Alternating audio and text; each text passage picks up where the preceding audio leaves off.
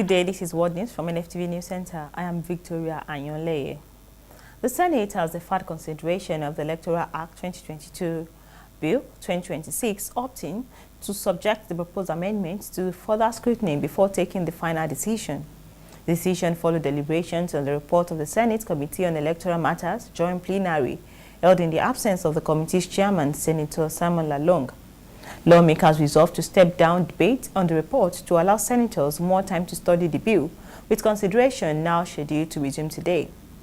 In addition, the upper chamber agreed to reconvene in an executive session to enable closed-door discussions on sensitive aspects of the proposed electoral reforms, reflecting concerns over the far-reaching implications of the legislation. Although the House of Representatives has already passed the bill, and the Senate stressed the need for a more deliberate review process. Meanwhile, the Independent National Electoral Commission (INEC) has concluded an arrangement for the smooth conduct of the forthcoming Kano State House of Assembly by-elections for Kano Municipal Ngogo local government state constituencies. The by-elections were necessitated by the demise of the two lawmakers representing the constituencies, creating vacancies in the state legislature. Over 10 political parties had expressed interest to participate in the exercise. He assured that INEC was fully prepared for the polls, with arrangements in top gear to guarantee a smooth, credible and each-free election. Zango urged eligible voters to turn out en masse on the election day, assuring them of all level playing field for all the contestants. The Independent Corrupt Practices and Other Related Offences Commission has sealed a strategic partnership with the Nigerian Bar Association Anti-Corruption Committee to deepen the fight against corruption and reinforce ethical standards within Nigeria's legal profession. The collaboration was formalized with the signing of a Memorandum of Understanding at the ICPC headquarters in Abuja, signaling a renewed commitment by both institutions to uphold integrity, accountability and the rule of law. A second MOU was also signed between the NBA AAC and the Anti-Corruption Academy of Nigeria, the ICPC's training and research arms, aimed at strengthening institutional and human capacity through education, research and professional development. And speaking at the ceremony, ICPC Chairman Dr. Musa Aliyu San described the partnership as a deliberate response to the urgent need for collective action against corruption. He explained that the MOU provides a framework for harmonizing enforcement with prevention, capacity building, public enlightenment and ethical reorientation, stressing that the synergy between the ICPC and the NBA is critical to strengthening the justice system and restoring public confidence in governance. The Nigeria Security and Civil Defense Corps has clarified the status of promotion and salary arrears following reports alleging non-payment and the withholding of welfare funds under the current leadership of the service. This comes amid the allegation by some personnel over the non-payment of promotion arrears spanning 2022 to 2024. They lamented that they had yet to receive arrears tied to their promotions, despite repeated assurance that the payment had been made. According to a statement by the NSCDC spokesman Afolabi Babawale, the Commandant General Abubakar Audi does not have control over the payment of salary or promotion arrears, noting that such payments are handled by the Presidential Committee on Arrears, chaired by the Director General of the Budget Office of the Federation and the Accountant General of the Federation.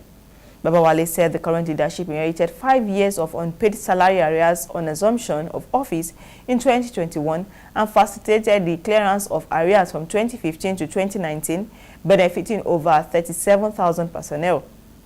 He noted payment record shows that progress has been made in the settlement of arrears, contrary to claims that no payment had been made since 2022. Let's take a break now and return with business news. Do stay with us.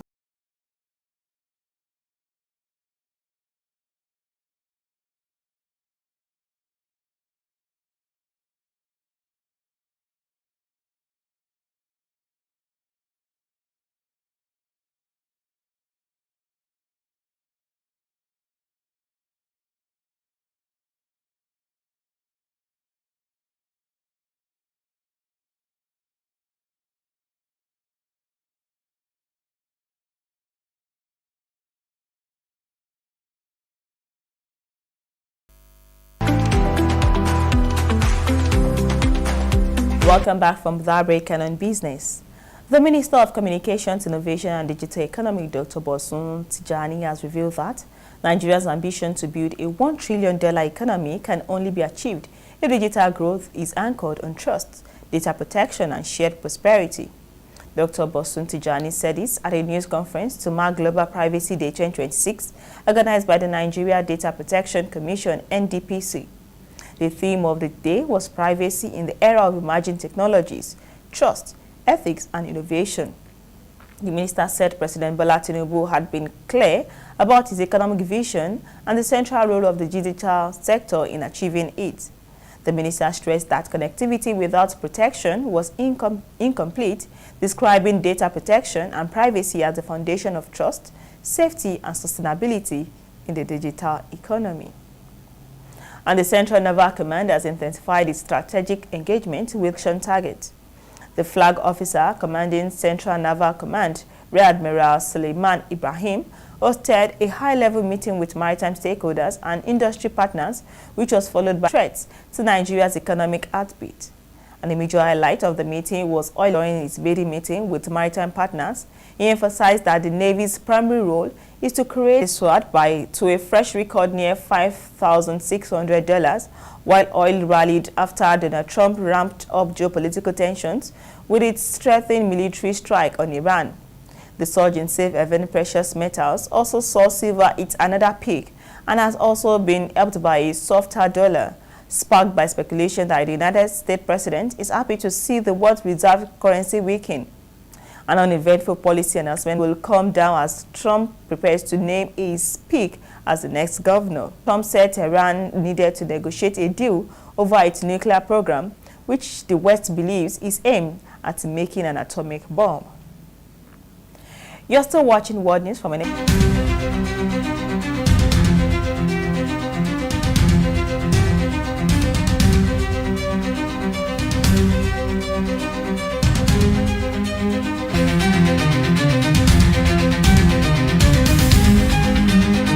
Welcome back from that break and in foreign news. United Nations Children's Fund, UNICEF, has solicited media support in amplifying the voices of children in water, sanitation and hygiene, thus holding government accountable on their commitments. Mr. Rahama Farah's chief UNICEF field office Kano made the appeal at a media dialogue on water, sanitation and hygiene WASH services in Kano and Jigawa State. And according to him, WASH matters for children, schools and healthcare facilities as they play host to substantial number of people of a variety of ages, health status and physical abilities. These settings, he explained, can be centered for rapid spread of diseases if not adequately provided with WASH facilities. Russia is still waiting for the United States to respond to President Vladimir Putin's proposal to informally extend for a year the provision said the expiry of the New START treaty on February 5 could lead to a serious gap in the legal framework regulating nuclear arms. New START, which was signed by President Barack Obama and Dmitry Medvedev in 2010, set limits on the strategic weapons that each side would use to target the other's critical political and military centers in the event of a nuclear war. It caps the number of deployed strategic warheads at 1,550 on each side, with no more than 700 deployed ground or submarine-launched missiles and bomber planes to deliver them. An international vaccine aid group, Gavi, and the Ghana's health service has said that new vaccines are helping Ghana approach a long-sought goal of ending child death from malaria, demonstrating the potential of the shot to drive back a disease that kills nearly 500,000 young children every year in Africa. But aids cut back by the Trump administration and other wealthy governments could mean fewer children benefit on the continent where malaria hits hardest. Ghana is among the countries that had already made significant progress reducing malaria mortality by scaling up interventions such as the distribution of bed nets treated with insecticides and improving access to both preventive drugs and prompt treatment.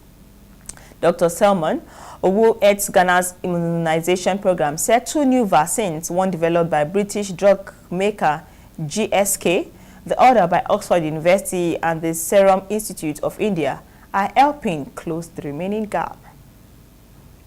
Up next is Sport News. After this timeout, do stay with us.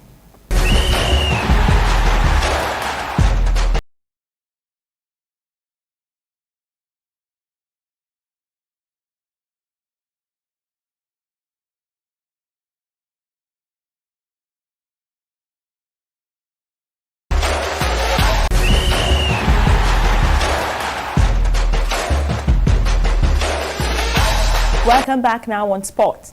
The Confederation of African Football, CAF, has sanctioned Senegal hosts Morocco after the Southern Mad in 2025 finals.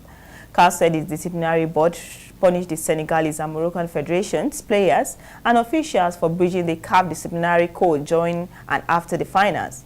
Senegal edged Morocco 1-0 after extra time, but protests, pitch confrontations, and crowd unrest followed a controversial video assistant referee decision late in the match. CAF handed Senegal coach a 5-match suspension for sporting conduct and fined him $100 for bringing the game into disrepute. And Senegal players received 2-match CAF bans for unsporting behavior. Chairman of the Nigeria Premier Football League, Gbenga Elegbeleye, has defended the standard of officiating in the Nigerian top flight, insisting it is improving due to stricter measures against erring referees and the return of the league to television. Officiating issues in the NPFL have been thrust into the spotlight in recent weeks, with the Nigerian Football Federation also expressing strong dissatisfaction with refereeing performances across all tiers of Nigerian club football. While the NFF Refereeing Development Committee has in recent times indefinitely suspended 8 referees from the NPFL, Nigeria Women Football League and Nigeria National League, Elegbeleye said there has been noticeable improvement in officiating so far. Former Super Eagles captain Ahmed Musa struck the decisive goal as Kano Pillars boosted their survival hopes, while Abia Warriors and Nasarawa United suffered damaging home draws in the Nigerian Premier Football League title race on March Day 23. Musa scored in the 72nd minute at the Sani Abacha Stadium to hand Kano Pillars a 1-0 victory over Katsina United, a result that lifted Issa Musa Gida at the 18th place and provided a timely boost after a difficult campaign marked by a 3-point reduction earlier in the season. The win propelled them to their highest league position since September and came with 15 matches still to play, even though Pillars have played more games than several relegation rivals, including Kwara United, who sit a point behind the 19th with 2 games in hand. And Serena Williams has reignited speculation that she could make a return to tennis, refusing to rule it out. The 23-time Grand Slam singles champion, a 44-year-old mother of 2, has not competed since a third-round loss at the 2022 U.S. Open. But she re-entered the tennis anti-doping testing poll in December, setting off the rumor mill only to deny that she was making a comeback. She was questioned about the prospect again on television show, and while not confirming any plans, she also would not rule it out. And that ends the world news from NFTV News Center. Many thanks for watching. I am Victoria Anyoleye. Good afternoon.